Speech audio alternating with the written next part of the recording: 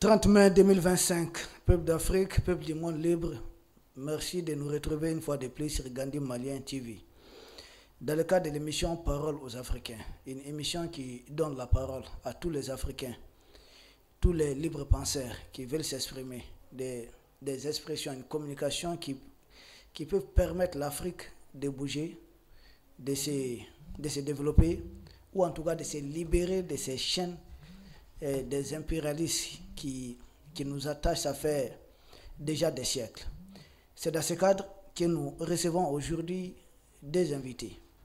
À ma droite, peut-être une nouvelle figure pour vous, c'est Moussa Diarra, un leader d'opinion, un jeune leader. Il aura le temps de se présenter. Et à ma gauche, lui, il n'est plus à se présenter. C'est le doyen, l'inspecteur des douanes à la retraite, Monsieur Daniel Coulibaly. Aujourd'hui, nous allons parler de l'Union africaine. Les rapports entre l'Union africaine et les pays de l'Est. Parce que vous avez suivi avec moi que l'Union africaine demande aux pays de l'AES de proposer un calendrier, voire une feuille de route pour un retour dans les fameux pouvoirs démocratiques voulus peut-être par certains maîtres de l'Union africaine. Des experts de haut rang. Monsieur Moussa Diarra, nos salutations. Merci Général. Merci à nos téléspectateurs. Merci aux doyens. Je remercie d'abord pour l'invitation. Oui. C'est ma première fois ici au plateau. Je suis Moussa Diarra, je suis un jeune leader de la société civile malienne. Je suis de Kati, un membre de plusieurs organisations. Ok. Enchanté. Membre actif ou bien passif? Actif. Doyen. Bonsoir à tout le monde, bonsoir à Diawara, bonsoir aux téléspectateurs, bonsoir à tous les travailleurs de Gandhi TV et surtout bienvenue à Moussa Diarra pour cette émission. Merci. Merci beaucoup, doyen. Droit de naissance oblige. Pour nos téléspectateurs ou pour nos éditeurs, l'Union africaine, c'est quoi concrètement? L'Union africaine, c'est une organisation qui regroupe l'ensemble des pays de l'Afrique. C'était auparavant l'ONU. L'OUA. L'OUA, l'Organisation de l'Unité africaine. Ensuite, vers les années 2000, je crois, 2000, oui. On l'a changé en Union africaine. Je crois que le changement était plutôt dans les structures. Pour donner plus de pouvoir au président de l'Union africaine, au secrétariat général pour gérer les affaires. Mais l'Union s'est fondée dans ce que j'appelle, dans son préambule, sur deux choses. La charte de l'ONU et de l'OUA et le traité des communautés économiques africaines, qui sont au nombre de 5 ou 6, mais dont tous, je crois qu'il y a que 5 qui sont globalement fonctionnels. Et à l'Union du Maghreb arabe, je pense que ça n'existe pratiquement plus. Non. Et à le marché commun de l'Afrique occidentale, la COMESA. Et à la communauté des États sahélo-sahéliens qu'on appelle le CENSAD. Il y a la communauté des États de la CEDEAO. Il y a la communauté des États de l'Afrique de l'Est, qu'on appelle CAE, et la communauté des États de l'Afrique centrale, la CEAC. C'est autant de communautés qui ont été créées pour pouvoir, de façon géographique, promouvoir une unité et ensuite, dans le but d'arriver à une unité générale de l'Afrique. C'est comme ça que les choses se sont réparties entre les régions géographiques de l'Afrique. Dans ça, nous avons un peu le bloc de Monrovia, le bloc de Casablanca. Ça, c'était tout au départ. Oui. Voilà, qui s'était divisé sur des questions essentielles. Mais après, quand on a constitué ces ensembles sous-régionaux, je crois que le problème s'est retrouvé un peu. Mais en tout état de cause, le truc fondamental, c'était le non-alignement qui avait fait long feu. Ensuite, les objectifs je ne prends pas tous les objectifs. Je prends les objectifs qui nous intéressent et dans lesquels nous pouvons trouver matière à redire. L'objectif, c'était de réduire les conflits ou de les éliminer, parce que c'était des obstacles majeurs au développement socio-économique de l'Afrique. Ensuite, un des objectifs, c'était promouvoir la paix, la sécurité et la stabilité. Un autre objectif, c'était une référence faite aux droits de l'homme et aux droits des peuples. Ces objectifs que j'ai pris dans un ensemble d'objectifs parce qu'ils nous concernent. Quand on dit qu'on veut promouvoir la paix et la sécurité, le Mali s'est trouvé confronté à un problème de sécurité. Et donc c'est pourquoi je l'évoque. Les droits de l'homme, oui, mais aussi les droits des peuples. Oui. Qui est important pour nous, parce que c'est le peuple malien qui en bute à des velléités terroristes. Donc, les fléaux des conflits, ce genre de conflits que nous connaissons, c'est les conflits dont ils veulent parler, c'est les conflits entre deux États. Or, nous ne sommes pas dans un conflit classique entre deux États. Nous sommes dans une guérilla, un terrorisme, où l'adversaire n'est pas connu, ou le djihadisme même. Ensuite, pour les objectifs, ils reconduisent pratiquement la même chose, défendre la souveraineté, l'intégrité territoriale et l'indépendance des États membres. Accélérer l'intégration politique et socio-économique, promouvoir la paix, la sécurité et la stabilité sur le continent, promouvoir les principes et institutions démocratiques, la participation populaire et la bonne gouvernance. C'est ce dernier point, peut-être, qui fait référence à votre... d'où il tire la légitimité, peut-être, de demander au Mali de revenir à oui. Voilà. Donc, si vous prenez ces objectifs, défendre la souveraineté, le Mali a failli être partagé en deux, sinon en plusieurs morceaux. Ah oui, en plusieurs morceaux. Mais l'Union africaine a laissé la partition du Soudan se faire. On va arriver. En plus, la Libye a été désintégrée. L'Union africaine n'a rien fait. Et on se demande, on cherchera plutôt les points positifs à lui accorder. On le cherchera, on n'en trouvera presque pas. Ensuite, il y a les principes. Vous avez entendu dans les objectifs, dans les principes, il y a l'interdiction de recourir ou de menacer de recourir à l'usage de la force entre les États membres. Ça fait appel à quoi? La CEDEAO avait à un moment donné envisagé d'attaquer militairement d'agresser le Niger. Et pourtant,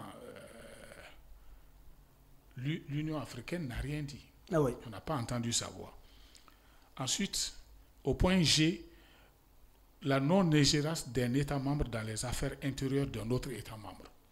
Aujourd'hui, tout le monde se permet de parler du problème du Mali et même de prendre des décisions concernant les problèmes du Mali. Ensuite, il y a un des points, le droit de l'Union européenne d'intervenir sur décision de la conférence, mais je pense que ça doit être l'Union africaine, d'intervenir sur décision de la conférence dans certaines circonstances graves, à savoir les crimes de guerre, le génocide et les crimes contre l'humanité. Ce n'est pas le cas chez nous. Mais il y a un point M, le respect des principes démocratiques, des droits de l'homme, de l'état de droit et de la bonne gouvernance. Voilà un des points sur lesquels il s'appuie pour nous demander de revenir à un ordre constitutionnel normal. Les mêmes points qu'on retrouve aussi chez la CEDEAO, voilà. Et puis au niveau de la francophonie. C'est à peu près les mêmes choses. Ils ont manifesté catégoriquement la condamnation et le rejet des changements anticonstitutionnels de gouvernement. Donc ce sont ces deux derniers points sur lesquels on se trouve en but ou en contradiction avec l'Union africaine. Ok. Mais ils ont des commissions techniques spécialisées. Il y en a 5 ou 7, je crois. Mais dans ces commissions techniques spécialisées, il n'y a aucune qui soit consacrée à la situation démocratique et à la bonne gouvernance. Il n'y en a pas. Ah mais Dans l'Union africaine, il y a même combien de pays soi-disant démocratiques? On peut en trouver combien? Il y a des démocraties de nom. Oh, c'est ça? Voilà, c'est des démocraties de façade. Oui. C'est ça la contradiction à laquelle on va arriver. C'est ce qui a détruit, qui était en train de détruire la CEDEAO. Effectivement. Et c'est ce qui va détruire l'Union africaine. Maintenant, il y a d'autres choses. Comment est-ce qu'on appelle? Les sanctions. Il y a d'abord les sanctions, l'article 23 qui impose des sanctions, mais c'est deux séries de sanctions. Une première série de sanctions qui est technique, qui ne concerne pas, mais les sanctions d'ordre politique, c'est d'interférer ou d'interdire les transactions entre les pays. Maintenant, pour les autres sanctions, c'est le transport, c'est la communication, c'est toute autre mesure déterminée par la conférence, c'est la conférence des chefs d'État dans les domaines politiques et économiques. Donc ça peut toucher, s'ils prennent une sanction, c'est au plus pour qu'on ne puisse pas participer désormais aux réunions. L'une des différences fondamentales entre la CEDEAO et l'Union africaine, c'est que l'Union africaine est limitée dans ses moyens d'action contre nos pays. Ils n'ont pas les mêmes... La CEDEAO s'est donné certains droits, certaines façons d'agir. Je ne pense pas que l'Union africaine puisse aller jusque-là. Et l'un des problèmes qu'ils ont, c'est qu'il y a au départ 53 États. Il y a 54 pays en Afrique, il y a 53 États. Or, la conférence des chefs d'État, pour infliger une sanction, ça doit être à une majorité qualifiée des 2/3. C'est-à-dire environ pour 53 États, il faut au moins 35 États qui soient d'accord. On avait dit c'est par consensus, sinon il faut une majorité qualifiée. Et donc dans les deux cas, il sera difficile de réunir un consensus, de réussir un consensus ou de réunir 35 États qui vont accepter que nos pays soient sanctionnés. Et cette sanction, c'est limité. Ce n'est pas la fermeture des frontières comme on l'avait vu. On peut réduire donner des mots d'ordre pour réduire les coopérations entre les États qui nous entourent, mais ça se limite à ça. Donc il y a les gouvernements qui accèdent au pouvoir dans des conditions constitutionnelles, anticonstitutionnelles, ne sont pas admis à participer aux activités de l'Union. Donc c'est l'une des sanctions qu'ils peuvent prendre. C'est-à-dire, les gouvernements qui sont venus à la suite de coups d'État ne peuvent pas participer aux activités. Mais c'est deux poids, deux mesures, on va en parler. Oui. Sinon, au même moment, il y a des présidents qui siègent là-bas qui ont torpillé la constitution de leur pays. Mais au bout de combien de temps le président du Rwanda est revenu à un ordre constitutionnel? Il a fallu du temps. Oui. Bon, ensuite, en matière de retrait, c'est pratiquement la même chose que dans la CEDEAO. C'est-à-dire il faut annoncer 1 an auparavant et après l'annonce d'une année, il y a un délai d'1 an au bout duquel le retrait deviendra effectif. Mais sous réserve de continuer à remplir les obligations qui incombent au pays qui veut se retirer. Voilà en gros ce qu'on peut dire. Merci beaucoup, doyen, pour cette expertise. Moussa Zan, vous avez quelque chose à ajouter sur la présentation de l'Union africaine? Bon, ce que je peux dire seulement, c'est que les pères de l'indépendance qui ont pris l'initiative de mettre cette organisation sur place, sur la base de l'OIA, autour de Haïlé Sélassie avec Modibo Keïta, Kwame Nkrumah et les autres. L'objectif, c'était quoi? C'était de donner justement la souveraineté de l'Afrique. Faire sortir l'Afrique sous le poids de l'impérialisme. Surtout, on avait quitté la colonisation, donner à l'Afrique vraiment son indépendance, le vrai indépendance. Mais on a vu à peu près 30 ans, 40 ans, que l'Union a dévié, a laissé tous ses objectifs et s'est focalisé sur les principes édictés par l'Occident. Ce qui fait que lors du changement même du nom en 2002, c'est en juillet 2002, la création de l'IA, vous verrez que la présence même des pays européens était plus visible que les représentants des pays africains. Et l'expertise de ces différentes structures qui composent l'IA, toutes ces expertises étaient basées, voire soutenues par des experts européens, voire occidentaux. Et ce n'était pas l'objectif recherché par les pères de l'indépendance. L'objectif, c'était quoi? C'était de donner à l'Afrique son expertise en elle pour qu'il puisse tracer son chemin, voire de sortir sur l'emprise de l'Occident. Donc tout ce que le doyen vient de dire, en réalité, ces textes-là ont été savamment rédigés, ont été bien planifiés pour qu'on puisse quand même avoir un texte digne de ce nom. Mais l'application de ces textes, on le sait, on n'arrive plus à prendre ces textes-là pour les appliquer parce que vu qu'on a tellement violé nos propres principes, nos objectifs, pour que l'IA puisse aller de l'avant, on s'est freiné sous le pied de l'Occident et attendre que l'Occident nous vienne en aide. Et le pire, c'est quoi? Après avoir mis toutes ces institutions sur place, et toutes les institutions sous-régionales, qu'est-ce qui a été le problème de l'IA? C'est le financement. Quand tu prends le financement de l'organisation, à 100%, vous verrez que 30% est financé par les pays membres de l'Union africaine. Le reste du financement, c'est ailleurs. C'est l'extérieur. C'est l'extérieur. Donc, comment... Or, la main qui donne, c'est la main qui commande. Comment on peut dire que c'est une organisation africaine qui est là pour défendre les intérêts de l'Afrique sans que les Africains n'arrivent pas à trouver le financement pour faire bouger la structure?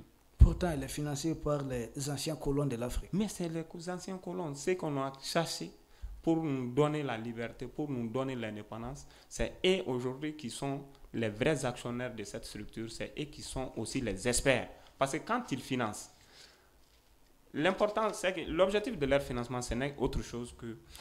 Et ils financent. Quand on a besoin des expertises, c'est leurs experts qui vont venir faire des travaux à la place des Africains. Donc, ils sont encore rémunérés par le même montant, par l'argent qu'ils nous donnent. Ils les récupèrent à travers leurs expertises. Donc, vous voyez, donc c'est pour cela, moi, j'ai toujours dit que la CEDEAO et l'Union africaine, c'est des mêmes pères et des mêmes mères. Oui. Voilà, donc c'est difficile de dire qu'aujourd'hui, l'objectif est recherché lors de la prise de l'indépendance et aujourd'hui, ce qu'on a comme organisation, vraiment, ça ne se ressemble plus. Ce n'est plus l'objectif des périodes de l'indépendance. Aujourd'hui, on a une structure quand même qui a dévié de tous ces objectifs et de tous ces principes. Merci beaucoup. Nous devons juste préciser que l'Union africaine aussi a ses origines. Doyen, la finalité, c'était de parvenir à un gouvernement africain. Un gouvernement africain, ce qui d'ailleurs était l'un des points différents et l'un des points qui opposait les deux blocs de l'époque, le bloc de Monrovia et de Casablanca. Pour le bloc de Casa, il fallait tout de suite aller à un gouvernement, il fallait aller vraiment à un État fédéral, il fallait mettre toute l'Afrique ensemble. Tandis que l'autre tendance, pilotée par Houphouët-Boigny et autres, le bloc de Monrovia, c'était qu'il fallait d'abord aller doucement, peut-être il fallait procéder par les ensembles d'abord sous-régionaux.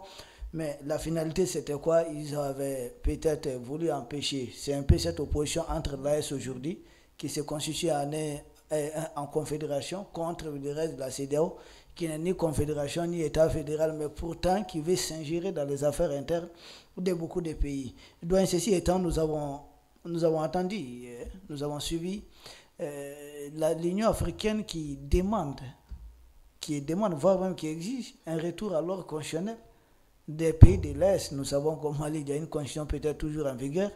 Peut-être au Burkina c'est suspendu, au Niger c'est suspendu, mais est-ce que l'Union africaine c'est pas, est habilité à faire de telles demandes.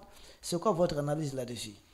Bon, avant de procéder à une analyse sur ce point, j'aimerais faire des éclaircissements. Ok, allez-y. Je vais citer Karl Marx, Ok. qui dit « Celui qui ne connaît pas l'histoire est condamné à la revivre ». Ensuite, j'aime bien rappeler une citation du général le général Moussa Traoré, qui avait dit « L'expérience des uns doit servir d'exemple aux autres ». Voilà deux choses qui nous situent dans ce qui nous arrive et au regard desquels on doit pouvoir se diriger. Le premier problème que je prendrais, c'est que de 1944-45 à 1958, la France, qui venait de sortir d'une guerre mondiale, a connu des expériences qu'il faut rappeler. Et situer le contexte, la France, c'était contre l'Allemagne nazie et certains de ses alliés. Quand ils ont fait la paix, la France ne se retrouvait pas en but à un problème terroriste. C'est extrêmement important à rappeler. Or, le Mali d'aujourd'hui se trouve confronté à des ennemis invisibles. Des terroristes qui font une guerre non classique et des djihadistes qui ne sont pas connus, qui n'ont pas de visage. La France, de 1948 à 58, de 1945 à 1958, a connu deux assemblées constituantes. En 1945-46, une première assemblée constituante. Je rappelle que l'assemblée constituante, c'est en 1991 ce que le président Amadou Toumani Touré a fait ici pour qu'on élabore nous-mêmes une constitution. Et en 1946, il y a eu une seconde constituante. Mais pendant cette même période, ils ont connu 5 élections législatives. Aucune n'a pu résoudre le problème. 2 pour élire des assemblées constituantes et 3 sous le régime de la Constitution d'octobre 1900, la deuxième Constitution qui a donné la 4e République. La 4e République, c'est en 1946. Ouais, mais ça a continué. Voilà. C'est en 46, octobre 1946, la Constitution a été faite. Ils ont évolué avec ça. Ensuite, l'Assemblée nationale proprement dite, il y en a eu 3. Il y a en 1946, en 1951 et en 1956. Et si on prend les assemblées consultatives provisoires, il y a eu une assemblée consultative provisoire en 1944-46. Ensuite, qui a mis au point, composé des résistants, de partis politiques et des territoires d'outre-mer. Ensuite, ce qu'on peut se demander, combien de gouvernements il y a eu entre-temps? Parce que c'est la 4e République, c'était une instabilité gouvernementale chronique. Il y a eu 22 gouvernements. 22 gouvernements avant que le général de Gaulle ne revienne et à la suite du discours de Bayeux, trace les grandes lignes de la Constitution et c'est ce qui a stabilisé. Donc, il faut être réaliste. La France, qui était un pays démocratique, qui avait toutes les institutions démocratiques en place, qui a connu une guerre, pendant ce temps, lorsqu'elle est revenue, elle a repris tous ses territoires en main, a eu du mal à se situer, à revenir à une certaine stabilité. Et en plus forte raison, le Mali, qui est en guerre et qui continue à être en guerre. Parce que nous avons récupéré une bonne partie du territoire, mais on n'a pas tout récupéré. Et nous ne sommes pas sortis de cette guérilla des djihadistes. Donc il faut situer ce contexte pour dire que la France a été obligée pendant toutes ces années de 1945-46 jusqu'en 1958, elle était dans l'instabilité. C'est vrai que la France n'a pas dissous les partis politiques, mais on peut rappeler qu'est-ce que le général de Gaulle, il était au ministère de la Défense. Qu'est-ce qu'il a reproché à la 3e République? C'est d'avoir refusé de motoriser l'armée française. Parce qu'il voyait l'Allemagne qui était en train de se motoriser son armée et de se préparer. Et c'est ce qu'ils ont refusé. Voilà le reproche principal qu'il a fait à la 3e République. Et De Gaulle lui-même, en 1946, quand il est venu, on avait donné le pouvoir. Mais il a été obligé de démissionner parce qu'ils ne se sont pas entendus. Il est parti, c'est en 1958 qu'on l'a rappelé. pour qu'ils viennent mettre de l'ordre. Et donc, quand on dit qu'un militaire n'est pas un politique, je ne vois pas pourquoi des politiques de tout acabit, forgés dans la politique, font appel à un général pour qu'il vienne mettre de l'ordre. Il faut savoir être humble. Et donc, si vous prenez toutes ces choses-là, je ne reviendrai pas sur ce que Diarra, je crois, a dit. Oui. Celui qui finance, c'est celui qui donne le tempo. Ah oui, ça c'est clair. La CEDEAO, financée par la France. L'Union africaine, financée à 70% par l'Union européenne. Oui. Pourquoi est-ce qu'on dit qu'on était dans un monde unipolaire? C'est parce que toutes les institutions internationales sont pilotées par une seule partie, qui est en fait des instruments à sa propre cause. Il en est ainsi de l'ONU, de toutes ces organisations qui fleurissent, les droits de l'homme, toutes ces associations-là sont... Et s'il y en a, même l'OMS, toutes ces associations sont à la botte de celui qui finance plus. Or, qui finance plus? C'est les États-Unis. C'est pourquoi on parle de monde unipolaire, sans oublier la Banque mondiale et le FMI qui sont à leur botte. C'est ça et c'est parce qu'ils financent. Et s'ils financent l'Union africaine, il ne faut pas s'attendre à autre chose. L'Union africaine allait emboîter le pas à la CEDEAO pour reprendre les mêmes choses, peut-être pas avec les mêmes moyens. Et donc, moi, ce que je voudrais dire dans ça, c'est qu'on l'a dit ici, personne ne veut qu'on se constitue en fédération. Personne. Association, société, organisme international, personne n'en veut. Parce que c'est une force qui se constitue. Et notre force, c'est la persistance dans nos objectifs et la résilience surtout. On ne peut rien contre un peuple résilient. Qui qu'on soit, quand un peuple est résilient, c'est la première arme fatale. On ne peut rien contre le peuple. Or, aujourd'hui, les trois pays, les habitants, les populations des 3 pays ont perçu la nécessité de se réunir pour sortir de cette enclave dans laquelle on les a enfermés. Donc, en gros, voilà ce que je peux répondre à la première question.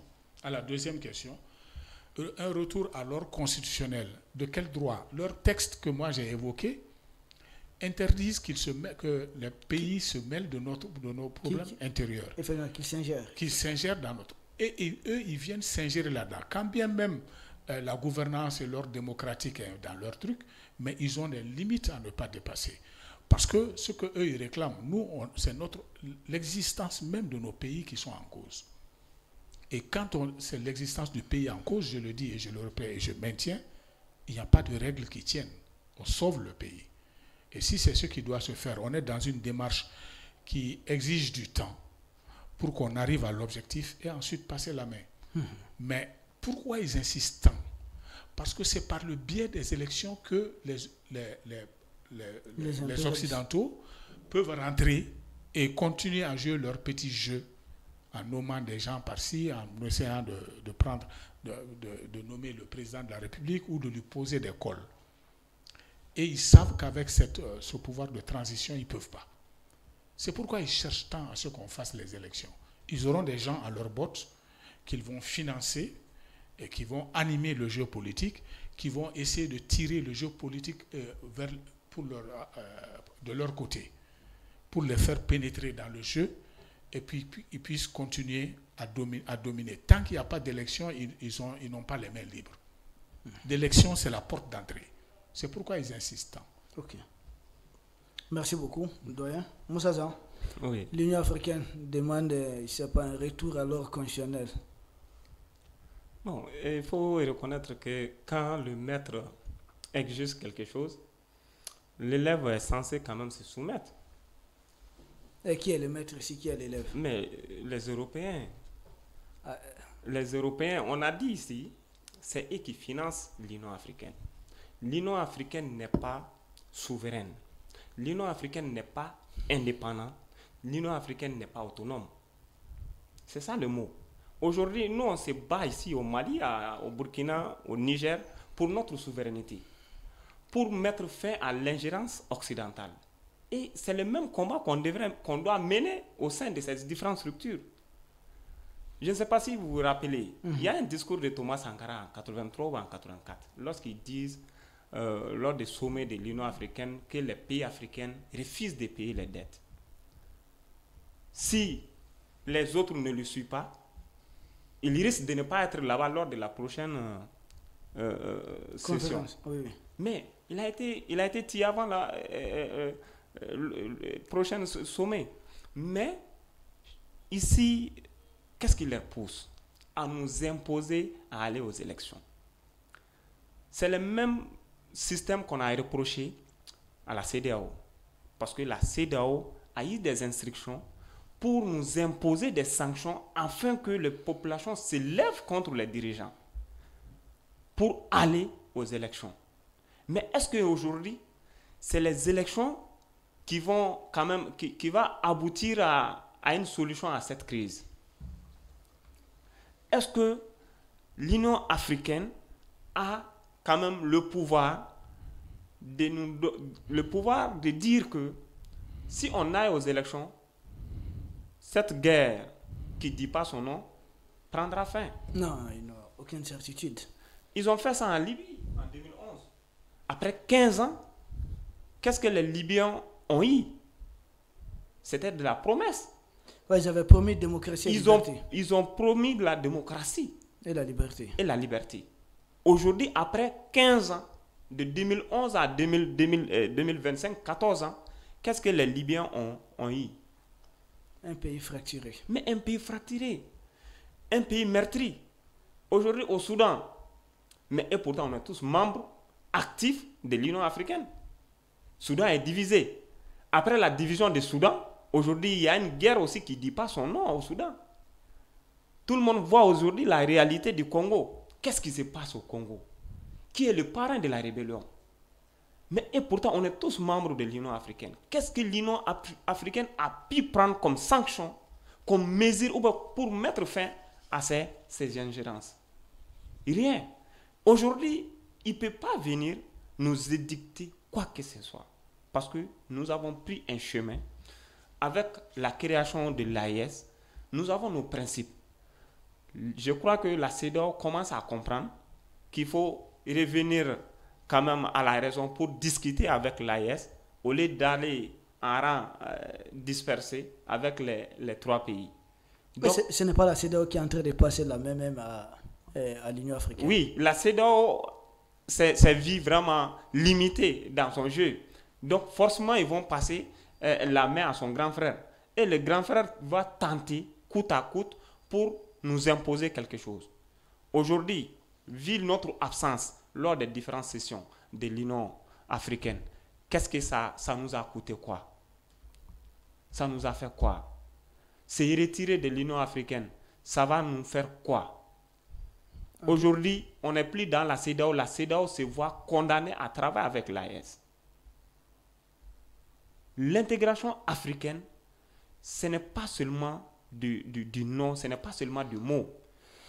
Nous, on a les pères fondateurs qui ont pris l'initiative, vous avez dit, les deux blocs, ceux qui voulaient aller sur le fédéralisme complet, donc se voient quand même contraints d'abandonner leur projet parce que ceux qui ne voulaient pas ont eu plus de poids.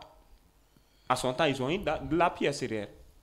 Comme ça. Donc aujourd'hui, c'est le même scénario qui se joue autour de l'AES et ici en Afrique. Donc pour moi, la CEDEAO a échoué dans son jeu. De nous imposer des sanctions, ça n'a pas abouti.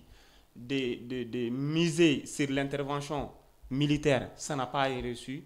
Donc, il voit que la confédération commence à prendre forme chaque jour. Maintenant, ils se disent aller vers l'Union africaine pour qu'eux aussi peuvent vraiment miser sur la balance pour faire freiner l'initiative de la création de cette confédération. Et je crois que c'est de l'échec parce qu'ils ne vont pas réussir à faire ralentir ou à faire échouer cette démarche. Oui, doyen. Oui. Ce qui est le paradoxe dans cette histoire, c'est que l'Union européenne qui finance en partie l'Union africaine, fait bloc derrière Zelensky dans le cadre de cette crise en Europe entre Russes et Ukrainiens. Mais les pays africains sont endeuillés depuis plusieurs années, depuis plus de 10 ans, par le terrorisme. Lequel terrorisme est sans doute manipulé, venu d'ailleurs, contre l'Afrique. C'est une agression contre l'Afrique. Mais on assiste à une division entre pays africains. Au lieu de faire bloc contre le terrorisme, ils ne le font pas. Pourtant, ceux qui financent à partir de l'Union africaine font bloc pour finir avec une guerre en Europe. C'est paradoxe. Comment vous pouvez expliquer ça? Ils n'en sont pas à un paradoxe près. Et ce que nous voyons comme paradoxe, eux, ils n'analysent pas ça en paradoxe. Ils analysent ça en intérêt. Et vous parlez des dirigeants de l'Union africaine? Non, de l'Union européenne, Okay. les Occidentaux. Ok. Le langage change selon qu'on parle à l'Afrique ou qu'on parle à d'autres pays européens. Ok. Ils ne suivent que leur intérêt. C'est pour ça qu'on dit on est arrivé à la fin des contradictions. Tous les pays du monde, même les paysans aujourd'hui, savent à peu près qu'est-ce qui se passe. Moi, je peux vous garantir une chose. Le villageois malien, le paysan malien est beaucoup plus informé aujourd'hui que le petit paysan français qui ne connaît même pas le nom de son président, certainement. Grâce aux radios de proximité, aux médias de proximité, Web TV, oui. ce qu'on appelle les influenceurs ou les vidéomans, c'est vrai, tout n'était pas rose, mais ça a servi à Intéresser le public. Oui. Tu vois, dans le Mali profond aujourd'hui, ils savent à peu près à quoi s'en tenir. Ils ne veulent pas de la France, ils ne veulent pas des Occidentaux. Ils savent aujourd'hui qu'ils sont en train de chercher nos richesses minières et qu'ils vont aller, voilà. Ils savent ça. Ça, c'est déjà beaucoup. Et ils savent qu'il nous faut nous réunir. Quand vous parlez qu'ils ne veulent pas de la France, nous précisons qu'il s'agit de la politique menée par l'État par la France. C'est ce qu'ils voient. Sinon, ce n'est pas les Français. Et donc, ils n'en sont pas à un paradoxe près. Ils incitent Zelensky à continuer le combat. Oui. Et chez nous ici, Emmanuel Macron l'a dit très clairement, que la France aurait été dans ce cas-là, il ne fera pas d'élection. Il l'a dit très clairement. Oui. Mais nous sommes dans ce cas, et pire, notre cas, c'est que nous sommes contre des gens qui sont difficiles à identifier. Alors que Zelensky, c'est contre la Russie. Oui. C'est clair, c'est une guerre classique. Oui, l'ennemi est connu. Voilà, l'ennemi est connu. Mais chez nous, c'est flou. C'est des gens qui ne sont pas très souvent connus. Ce n'est pas une guerre classique, c'est du terrorisme. C'est la guérilla, le terrorisme. Et tous ceux qui nous ont envahis depuis 2012, 60 pays du monde n'ont pas pu mettre fin à ce terrorisme. Ils se sont englués là-dedans. Parce qu'ils n'ont pas cherché à résoudre le problème.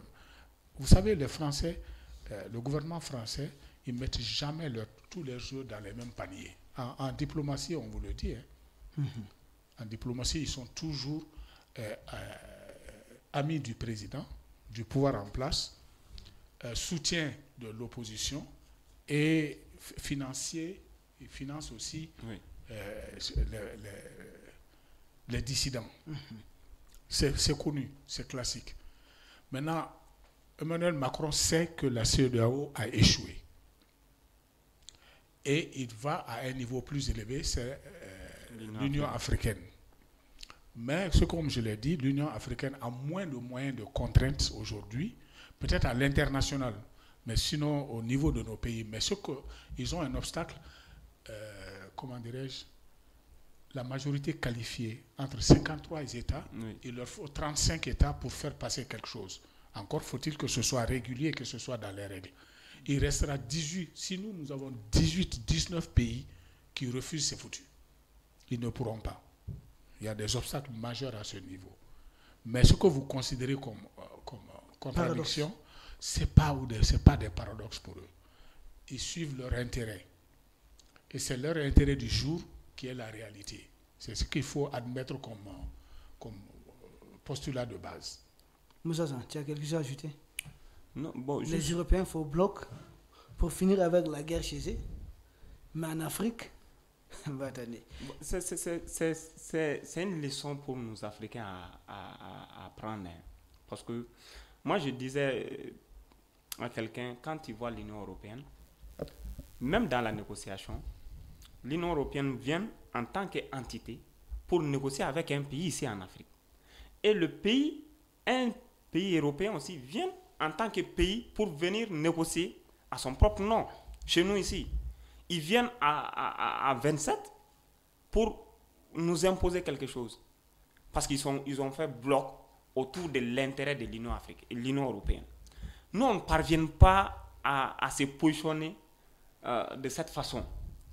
Créer un bloc pour dire non ou pour dire oui face à ces Européens. Parce que c'est leur politique. On parle des impérialistes. Mais oui, les impérialistes. Et la politique, c'est tiré par qui?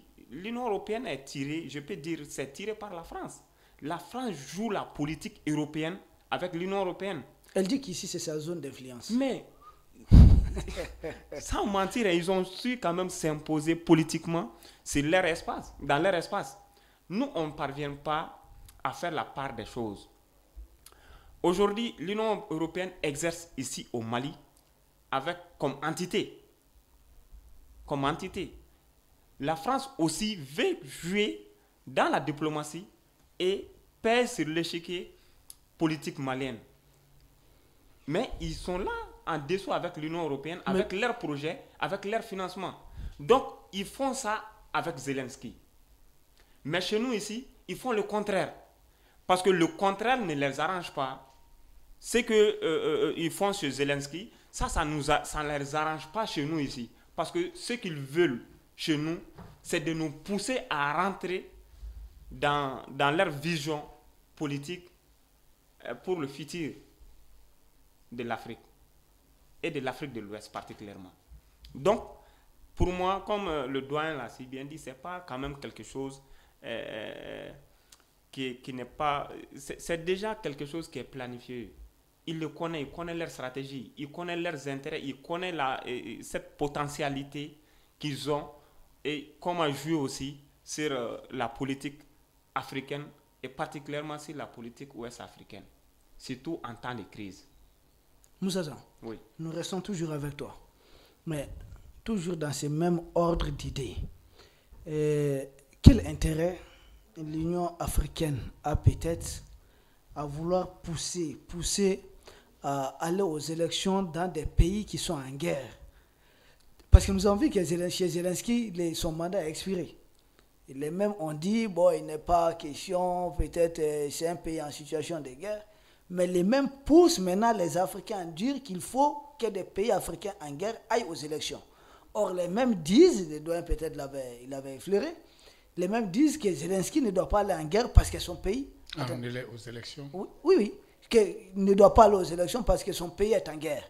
Mais les mêmes demandent aux pays africains d'aller aux élections malgré que leur pays soit en guerre bien avant les pays de Zelensky. Quel est ton mot là-dessus? Vous savez, je ne sais pas si vous avez suivi le passage de Diop là, lors de la rencontre ministérielle de l'ONU en Allemagne, Berlin tout récemment. Il a dit l'ingérence de ces pays chez nous. Pourquoi le Mali ne s'attendait pas avec l'aménagement? Pourquoi le Mali a décidé de chasser ces gens-là?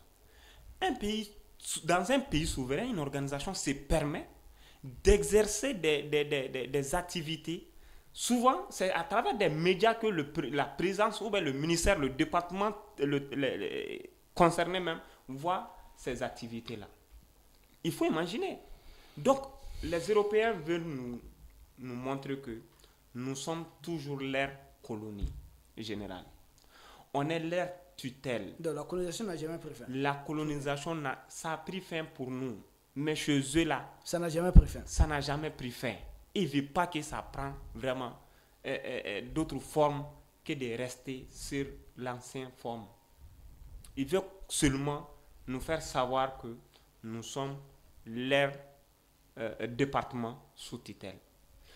Pourquoi l'Union africaine nous impose? Parce que je ne vais pas rentrer dans le terme des experts. Hein. Je ne suis pas expert dedans, mais je suis un homme de terrain. J'ai collaboré avec des structures, des organisations internationales ici. Qu'est-ce qui te montre? On te propose ça. En contrepartie, soit tu as un financement, soit tu as des avantages. Donc l'Union européenne est censée pousser le Mali à aller dans ce sens pour avoir le financement de l'Union européenne. C'était le même cas que la CEDEAO. Soit tu le fais, soit on te coupe le financement. Soit nos partenaires qui sont chez vous vont plier barrage. Ils vont rentrer. Donc, qu'est-ce qu'il nous faut? Il faut que le mot d'indépendance là, il faut que ça soit une réalité. Parce qu'on est toujours dépendant d'eux, général. C'est leur argent qui nous nourrit là. Et on dit dans notre jargon, la main qui te nourrit là. C'est difficile de lui dire le contraire. Non, je vais t'aider. Ce n'est pas leur argent qui nous nourrit. C'est l'argent qu'ils prennent chez nous, qu'ils amènent chez eux et qu'ils utilisent. En plus, même l'argent qu'ils nous donnent là, non, c'est pour nous. Non, on ne l'utilise pas. Après, ils envoient d'autres gens pour venir récupérer ça et après, ils vont repartir avec. C'est leur stratégie. Donc, avec Zelensky, ça c'est entre eux Européens. Avec nous, ici, Maliens, Burkinabés, Nigériens, ça c'est notre réalité. Parce que c'est de l'imposition. Ce n'est même pas voir l'intérêt ou l'importance d'aller aux élections. Qu'est-ce que ça va apporter aux populations? Qu'est-ce que ça va apporter à la population malienne ou africaine? Les droits de l'homme, qu'est-ce qu'ils disent sur les tueries, sur les exactions des djihadistes? Mais ils parlent peu. Mais si c'est l'armée qui fait même... voilà. Mais ils font un document pour condamner qu'il y a des exactions, il y a des tirs là-bas. Alors que lorsque Barkhane était chez nous, le massacre de Bounty, qu'est-ce qu'ils ont dit? Dans leur rapport, ils ont mis ça comme des dommages collatéraux. Parce que dans le contrat, dans l'accord qui existait entre nous, ça faisait partie de l'accord. Les civils des dommages collatéraux, ça existait. Donc, tous les civils tués, ils vont faire rentrer ça dans le cadre de ces dommages-là. Mais chez nous, quand l'armée fait son travail, même s'il y a eu des dérapages, dans la guerre, ça peut arriver. Même entre l'Ukraine et la Russie, ça arrive. L'Ukraine dénonce ce que la Russie font, mais réellement, ce que l'Ukraine aussi fait, à la population civile russe, ils ne disent pas. Les médias occidentaux ne disent pas. Pour moi, ce n'est même pas deux poids, deux mesures. Les Européens ne nous voient pas en réalité en tant qu'un continent libre et souverain, surtout un pays. Si l'Union européenne vient lors des sommets africains, de l'Union africaine, l'Union européenne vient en tant qu'expert, en tant que bailleur pour tous les pays réunis de l'Afrique. Et leur mot est édicté à tout ce qu'on va prendre comme des décisions. Et contrairement à ces micro-organisations sous-régionales, qu'est-ce qu'ils vont dire? Lorsque la plus grande organisation n'arrive pas à s'autofinancer, à se libérer, qu'est-ce que les autres organisations peuvent dire? Donc, on a un chemin à faire. On a vraiment des choses à améliorer. Oui, doyen, vous avez quelque chose à ajouter? Bon, l'intérêt de l'Union africaine, c'est d'obéir à ceux qui la financent. C'est tout. Et ils jouent leur rôle parfaitement. Donc, il n'y a pas à chercher plus loin. Est-ce qu'il faudrait l'appeler alors Union africaine? Mais c'est de façade. Ils ont infiltré toutes ces organisations-là pour s'en servir. Maintenant, quel est leur intérêt à eux? Pas l'intérêt de l'Union africaine. Quel est leur intérêt à eux de pousser l'Union africaine à venir nous tomber dessus pour qu'on organise des élections? Je te l'ai dit, c'est uniquement parce que les élections, c'est le cheval de Troie qui leur permet de rentrer dans un pays.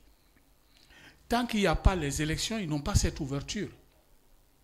C'est aussi simple que ça. Oui. Mais quand il y a une compétition, qu'il y a des partis politiques qui sont en compétition, ils ont le moyen de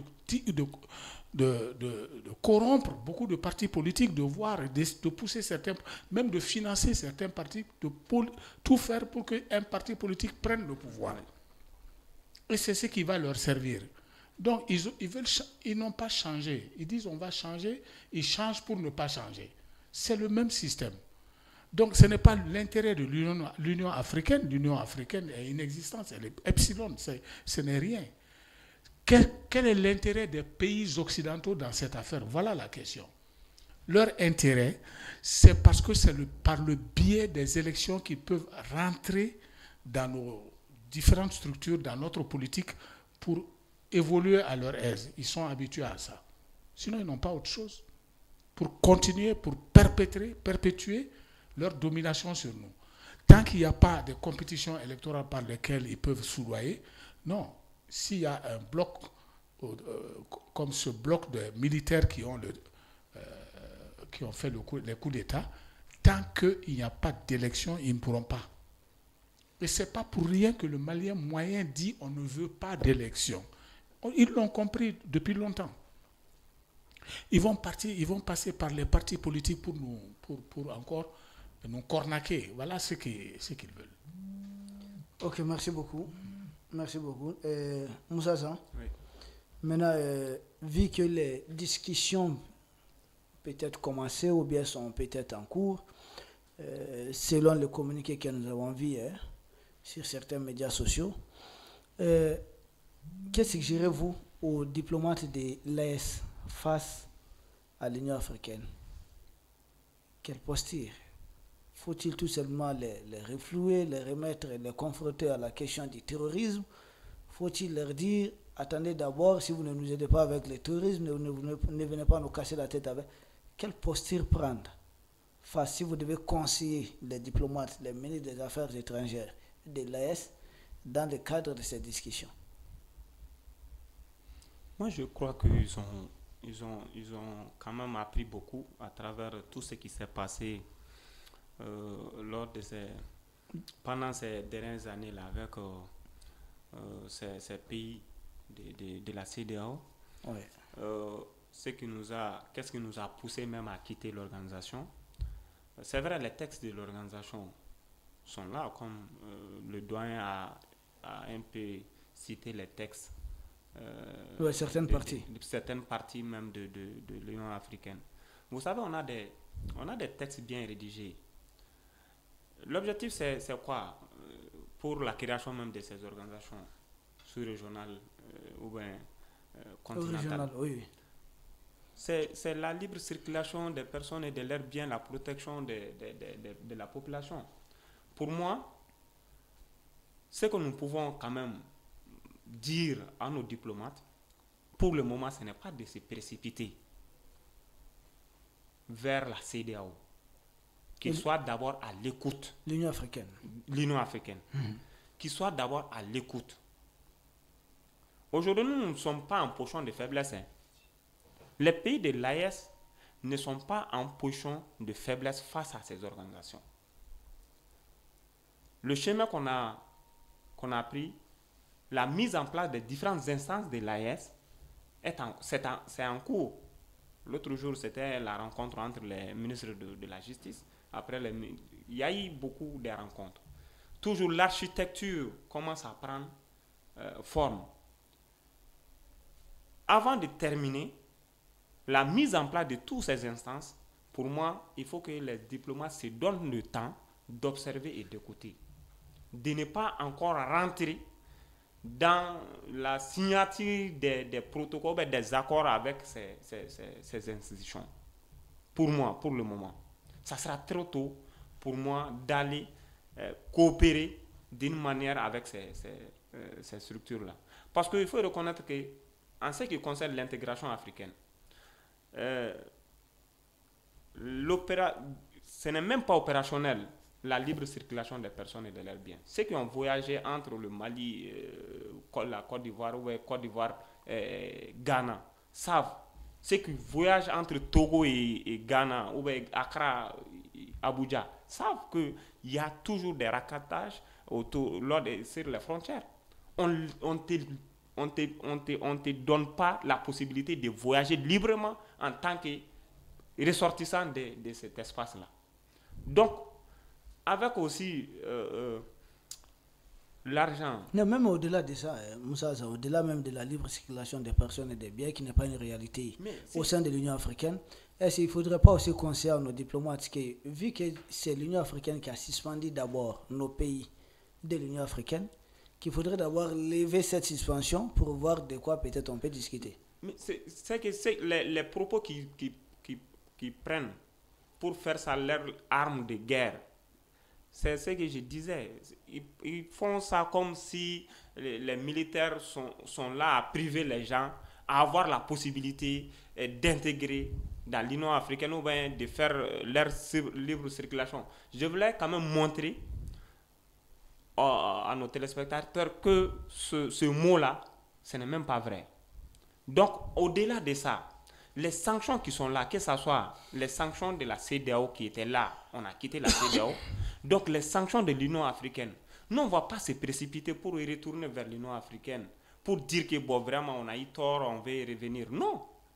On peut faire 10 ans. Nous n'avons jamais eu tort d'ailleurs. Voilà. Non, ils veulent nous pousser à revenir. Non, non. Mais qu'est-ce que cela va nous coûter si on ne revient pas? C'est ce que moi aussi j'ai comme question à adresser quand même aux experts. Si le doyen peut, qu'est-ce que ça va nous coûter si on ne revient pas dans l'Union africaine? Pour le moment. Merci. Doyen? Il faut en revenir aux 3 principes que Assimi que les autorités de la transition ont édicté. Le respect de la souveraineté, le respect du choix stratégique, voilà. Et la prise en compte des intérêts du Mali. Et il a bien dit en Bambara, et c'était clair, nous empruntons. Si vous voulez qu'on prenne le chemin de la souveraineté, ça va être très dur. Ah oui. Ce n'est qu'une étape. Notre combat contre la CEDEAO n'était qu'une étape. Il y en a bien d'autres qui vont suivre. Parce que nous parlons des Occidentaux. C'est le politique français qui n'arrive pas à se défaire de sa source de revenus qu'est l'Afrique de l'Ouest. Voilà tout le problème. Les Anglais, les Allemands, tous les autres là ont pu trouver des mécanismes pour faire fonctionner leur industrie, leurs entreprises. Mais la France en est restée en 1944-45. Exploitation à bas coût des matières premières pour que leur entreprise soit compétitive. En dehors de ça, ils n'ont aucun autre moyen. La Suisse, par le jeu des banques, est plus riche que la France. L'Allemagne a une industrie plus florissante que la France. L'Angleterre, la Grande-Bretagne ne se repose pas sur l'exploitation des richesses minières de ses anciennes colonies. Même les Portugais et les Espagnols ont pris de la distance. C'est la France qui est restée figée à ce niveau et qui n'arrive pas à mettre une place. Je n'ai pas tout écouté, mais j'ai vu ce matin une vidéo d'Emmanuel Macron qui disait exactement ce que nous cherchons. C'est-à-dire une souveraineté, que la France est souveraine. Elle va coopérer avec tout le monde, mais pourvu qu'elle puisse garder sa souveraineté. Il y a un ensemble de choses c'est une reprise des 3 principes que nous énonçons. Mais comment diantre un politique ne peut pas comprendre ça? Il le dit lui-même. Oui. Ce que lui, il dit pour défendre son pays, c'est ce qui nous empêche de faire nous. Et quand on sait ça, mais la voie est claire là. Celui qui ne peut pas comprendre ça. Maintenant, moi, ce que je dis, conseiller les diplomates, non, j'ai confiance en nos diplomates. Ils sont sortis d'un problème très ardu contre la CEDEAO. Ils ont gagné et ils ont accumulé une somme d'expérience, de sympathie. Et nous avons, comme on a dit, le propre du Malien, c'est de se minimiser lui-même. Ah, on dépend de ceci, on ne peut pas faire ça. Ah oui. Voilà. Ils préfèrent, comme on disait Churchill, l'humiliation à la guerre. Oui. Et c'est ce qui nous amène, ils ne veulent pas affronter. Or là, vous aurez les deux. Vous aurez l'humiliation, puis vous aurez encore la guerre. Et voilà ce que les autorités actuelles de la transition ont décidé. On joue le tout pour le tout. Moi, j'ai confiance. Déjà, notre ministre des Affaires étrangères. Il est formidable. Ouais. En plus, si on ajoute les 2 autres, et ce qui fait leur force, c'est qu'ils ont une idéologie qu'ils suivent. Ils ne vont pas à l'emporte-pièce comme ça, ils ont une idéologie qu'ils sont en train de suivre. Et ça, c'est le fort du combat.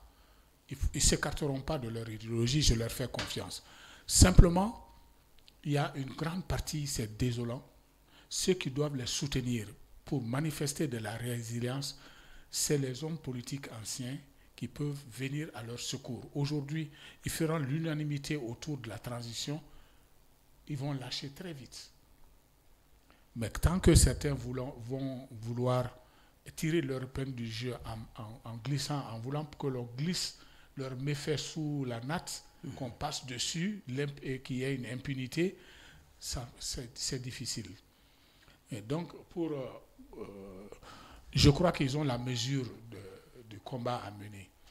Et je crois que ce qu'ils ont réussi contre la CEDEAO c'est la plus grande partie. Ils vont capitaliser ça. Ils vont capitaliser ça. Et l'Union africaine, ce serait moindre. Parce qu'ils n'ont pas les mêmes mécanismes de pression. Ok. Voilà. Merci beaucoup. Nous restons avec vous. Nous abordons sans doute la dernière thématique de cette émission qui concerne les voyages, les va-et-vient. Nous avons suivi, il y a les Émirats arabes unis qui avaient dépêché leur ministre des Affaires étrangères ici au Mali. L'Arabie saoudite qui a dépêché un général même d'armée, son chef d'état-major ici au Mali. Et la Libye, l'homme fort de la Libye, le maréchal Haftar qui contrôle une grande partie de la Libye, voire de la Libye utile, c'est-à-dire raffinerie de pétrole et autres, qui a dépêché pour une seconde fois son fils Saddam Haftar au Niger. Tout ça, c'est autour des pays de l'Est. Nous savons que les dirigeants de ces pays aujourd'hui ont des dents contre l'Algérie, le comportement. C'est-à-dire que c'est des pays qui ne sont pas en bonne odeur de sainteté avec l'Algérie. Vous, en tant qu'expert, comment voyez-vous tout ça, tous ces va-et-vient? Parce que Macron avait promis qu'il allait nous faire isoler de toutes les façons. Mais aujourd'hui, l'Est est tant fréquenté. Qu'est-ce qui se passe? Parce que nous avons conscience de nos potentialités. Ok. Voilà tout le problème. Dès lors qu'on s'est levé pour faire face en disant nous exigeons notre souveraineté, nous sommes en train de combattre qui que tu sois. On est en train de combattre contre tout le monde pour arracher notre souveraineté. Ça ne nous sera pas donné, c'est arraché. Et donc nous avons conscience de toutes les potentialités. On disait que nos trois pays-là, c'était des pays pauvres de la CEDEAO. Aujourd'hui, la CEDEAO a compris que ces trois pays sont indispensables. Ils n'ont pas voulu ça. Le combat contre l'Union africaine, ça va passer par le jeu des intérêts. Les pays qui nous entourent sont immédiatement les pays avec lesquels on commerce beaucoup. Aujourd'hui, nous avons conscience que ces pays-là savent que nous sommes indispensables à leur économie. Certains l'ont dit. Le Sénégal, la Côte d'Ivoire, le Ghana qui vient nous démarcher, le Togo, tous qui veulent faire rentabiliser leur port, qui pour essayer de faire marcher leur industrie en nous vendant des... Nous avons un potentiel. On l'ignorait. Aujourd'hui, on le sait. Et quand on le sait, les autres là qui nous méprisaient tournent. Ils viennent nous voir. Parce qu'eux aussi viennent chercher. Je ne crois pas que les pays arabes soient là uniquement parce que nous avons des problèmes avec l'Algérie. Non, c'est plus. Ils sont là pour chercher des intérêts. Ils ont leurs intérêts. Ils ont leurs intérêts, ils viennent chercher leurs intérêts. Je pense que leur intérêt, c'est les ressources minières. Notamment l'or. L'or, le pétrole. Parce qu'eux, ils savent exploiter le pétrole. Ils ont la technologie nécessaire. Donc, ils veulent avoir leur part. Et c'est pour ça que ceux qui rêvent en disant que nous sommes isolés, ils peuvent continuer à dormir. Mais ceux qui savent, les vrais diplomates, les vrais pays qui savent, ils savent aujourd'hui que le Mali, ces trois pays-là sont des puissances avec lesquelles il faut compter. Et qu'il faut venir avec un autre langage que de venir prendre nos ressources et de s'en aller. Ça ne marchera pas. Ce que tu peux nous faire, on peut te le faire. Tu peux nous faire perdre quelque chose, on peut te faire perdre quelque chose. Or, nous, le point important, c'est la résilience. Ce que le Malien peut accepter, ou le Burkinabé, ou le Nigérien, comme souffrance, les ressortissants des pays côtiers ne peuvent pas l'endurer. Ouais. C'est une qualité. Et contre ça, on ne peut rien. Moi, je crois qu'il faut faire confiance à nos autorités. les diplomates. Donc tout le peuple de l'Est donc, qui s'est enduré, c'est-à-dire, comment on va dire... endurci.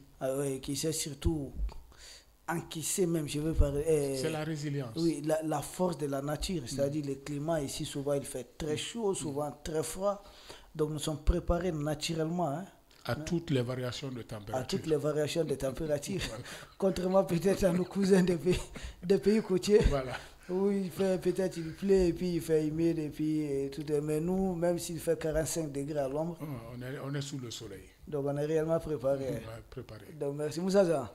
Oui, beaucoup de pays font des va-et-vient autour des pays de l'AES. Oui. Comme le doyen disait, nous on ne connaît pas, on minimise trop notre valeur quoi. En réalité. Nous voulons revoir ça à la hausse maintenant. Non, mais il faut qu'on augmente le prix. Quand ça marche là, quand le produit marche, il faut augmenter les prix. Okay. Il faut reconnaître que ces pays-là aussi, face à la... C'est vrai, nous sommes résilients, mais nous sommes aussi vraiment des vrais descendants de ces braves guerriers. De ces braves guerriers. Hein. Donc, on n'a jamais été... une population qui s'est soumise comme ça. Je rappelle que la France a mis 38 ans avant de voilà, les descendants de Damanglé, de Tchaba, de Firoun. Ce que moi je dirais sur ces va-et-vient là, ces gens voient vraiment un potentiel au niveau de l'AES. Parce que l'AES aujourd'hui figure parmi ces organisations qui vont sûrement changer les donnes dans les jours à venir en Afrique. Donc on peut compter sur nous dans l'avenir. C'est pour cela qu'ils sont en train de venir. Général, et même tous les experts ont dit aujourd'hui l'Afrique n'a pas encore exploité 67% de ses ressources minières. 67%. Non, même plus. Ils nous ont caché les vrais chiffres. Voilà. Les vrais chiffres sont cachés, mais ceux qui sont dans les documents, c'est 67%. Aujourd'hui, l'AES fait combien millions de kilomètres carrés? Nous dépassons la CD en superficie. 2 millions et quelques kilomètres carrés. Et la population de l'AES.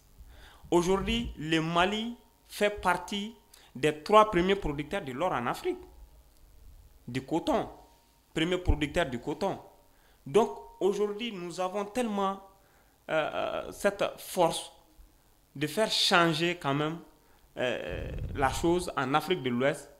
Nous-mêmes, on n'arrive pas à comprendre cette capacité qui est en nous.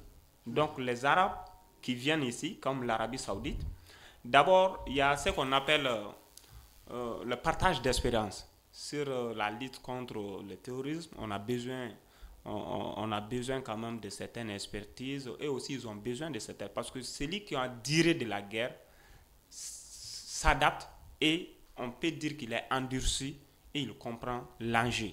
Il peut aussi partager ce qu'il a vécu. Donc il y a ce point. Il y a le second point, ça c'est l'intérêt économique, l'or et le pétrole. Parce que le Mali, qui n'a pas encore commencé à produire ces ressources-là, le pétrole, le gaz, l'uranium. Chez nous, à Kati Bouraguebougou, tout le monde connaît là-bas. Hein? On a découvert combien de millions de mètres cubes de gaz là-bas à Bouraguebougou. De gaz pur. Gaz pur. Il faut pas davantage exposer Kati. Voilà. Déjà, on n'a pas fini avec Kidal. Pour dire que l'or aussi, j'ai dit, comme on est parmi les 3 producteurs, il y a beaucoup de choses, d'autres choses comme l'uranium, comme voilà. Maintenant, le fils de Marshal Haftar, Saddam, j'ai vu, il ressemble tellement à son papa. Je pensais que c'était le père même. Lorsqu'il est venu, avant que je voie les écrits là, mais c'est que le Niger aussi partage beaucoup de choses avec la Libye.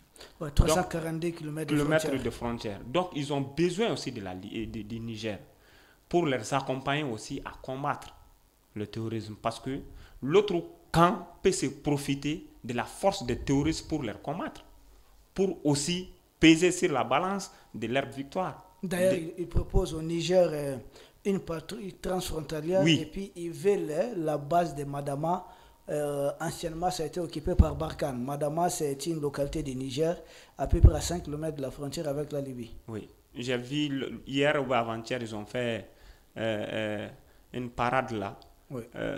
Tellement équipés, ils ont vraiment des moyens pour soutenir aussi le Niger à faire face à la montée de ces gens-là. Donc pour moi, ça peut être quand même expliqué de ces... Voilà l'explication que j'ai. Là, c'est très fréquentable maintenant. Voilà, merci beaucoup. Je voudrais ajouter un point qui est essentiel. Allez-y, il ne faut pas s'étonner pourquoi ces gens viennent aujourd'hui chez nous. Parce que les Français ont l'habitude d'écarter tout le monde. Non, c'est notre précaré. Oui. Et tout le monde était habitué à respecter ça, c'est leur précaré. Aujourd'hui, le Mali est un pays open, c'est ouvert. Oui. Ils voient la lutte du peuple malien, du peuple de l'AES, pour reprendre en main leur souveraineté. Et donc, souveraineté, c'est reprendre en main leur mainmise sur leurs ressources. Ce qui n'était pas le cas avec, quand on subissait la France. Oui. Aujourd'hui, ces pays voient que voilà des pays qui ont emprunté un chemin auquel on peut leur faire confiance pour aller jusqu'au bout. Et donc, ça veut dire que c'est un territoire qui est ouvert. C'est ça. Ce n'est plus la France qui peut se permettre d'écarter les gens comme ça d'un revers de main. Oui. Non. Aujourd'hui, la concurrence est ouverte. Et c'est pourquoi ils viennent. Parce qu'ils savent, ils ont confiance au chemin que nous avons emprunté. Nous rompons les amarres avec la France. Nous ne sommes plus un précaré. Nous reprenons en main la gestion de nos ressources minières. Et donc, le jeu est ouvert. C'est bon. Nous arrivons au terme de cette émission. Moussa, votre mot de la fin. Bon, c'est pour vous remercier pour l'invitation et saluer aussi l'équipe de Gandhi Malien TV et aussi saluer aussi le doyen à tous nos téléspectateurs, que ce soit au niveau national et international. Merci beaucoup. Merci, c'est à nous de vous remercier pour ces déplacements effectués. Doyen, votre mot de la fin? Non, je suis heureux, ça veut dire qu'on est passé à une autre étape de combat pour notre souveraineté. Ce n'est plus la CEDEAO est out, c'est fini. Oui. Maintenant, c'est l'Union africaine avant que ce soit l'ONU même. Donc, il faut s'attendre. Oui. C'est un combat de longue haleine. Nous sommes passés à une autre étape. Un combat de longue haleine. Nous espérons aussi dans le cadre de l'émission Parole aux Africains, nous serons là pour participer à ce combat, vous accompagner. Tout ce que nous disons, ce sont des choses que nous disions. Et tout ce que nous avions dit dans le cadre de cette émission, généralement vous l'attendiez dans la version Bambara, avec ses experts ou d'autres experts encore. Ça, l'émission Parole aux Africains, c'est essayer de faire profiter au peuple d'Afrique les analyses à partir du territoire malien, à partir de l'espace AES. Nous suivons dans les commentaires, beaucoup nous interpellent, nous demandent de refaire l'émission en langue nationale à Bambara. Il y a déjà beaucoup d'émissions dans ce cadre. L'Afrique, c'est une famille, nous sommes un grand peuple, nous avons différentes langues. Donc, si la colonisation a laissé au moins un outil que nous pouvons aujourd'hui utiliser contre la colonisation, et cette langue, au lieu de l'utiliser pour assimiler, pour égarer les populations d'Afrique, il faudrait l'utiliser pour sensibiliser, éveiller et même mobiliser les populations d'Afrique. C'est dans ce cadre que nous avons initié l'émission Parole aux Africains. Nous vous remercions et nous vous disons à vendredi prochain dans le cadre de notre numéro. Merci. Et restez branchés sur Gandhi Malien TV pour d'autres programmes. Merci.